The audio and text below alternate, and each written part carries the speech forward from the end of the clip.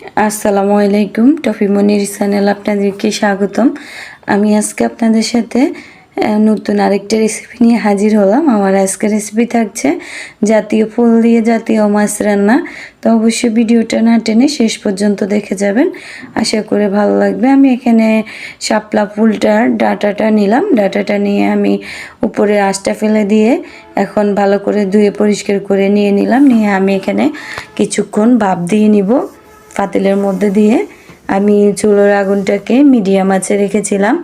এখন আমি এগুলোকে একটু ভাপ দিয়ে নিব। দেখেন আমি এখন ঢাকনাটা উল্টিয়ে দেখিয়ে দিচ্ছি। অনেকগুলো শাপলা ফুলের ডাঁটা ছিল, কিন্তু এখন আপনার খুবই অল্প হয়ে গেছে। এখন আমি একটু ঝাঁকাতে নিয়ে নিব। ঝাঁকাতে নিয়ে এক্সট্রা পানিটা জড়িয়ে ফেলবো।